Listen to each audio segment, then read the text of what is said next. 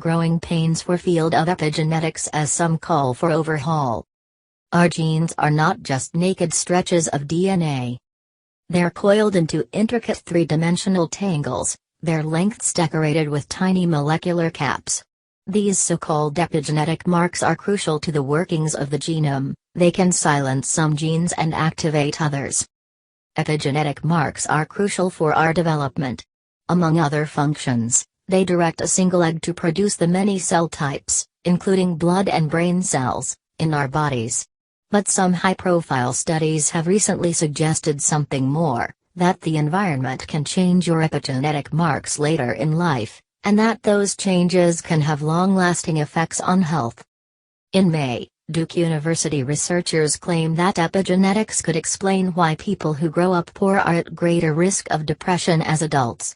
Even more provocative studies suggest that when epigenetic marks change, people can pass them to their children, reprogramming their genes. But criticism of these studies has been growing. Some researchers argue that the experiments have been weakly designed. Very often, they say, it's impossible for scientists to confirm that epigenetics is responsible for the effects they see. 3 prominent researchers recently outlined their skepticism in detail in the journal PLOS Genetics. The field, they say, needs an overhaul. We need to get drunk, go home, have a bit of a cry, and then do something about it tomorrow, said John M. Greeley, one of the authors and an epigenetics expert at the Albert Einstein College of Medicine in New York.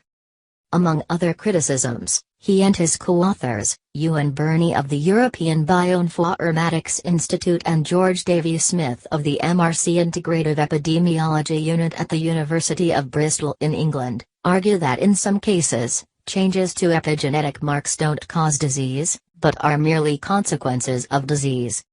Some studies, for example, have found that people with a high body mass index have unusual epigenetic marks on a gene called hyphae. Some researchers have suggested that those marks change how hyphae functions, perhaps reprogramming fat cells to store more fat. If that were true, then drugs that reverse these changes might be able to help obese people lose weight.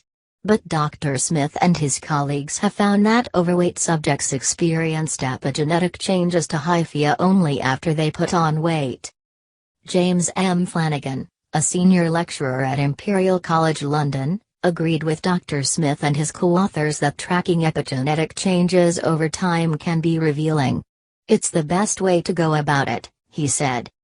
But these experiments are especially hard to set up, he noted, because scientists have to gather blood or other genetic samples from healthy people and then wait years for some of them to get sick.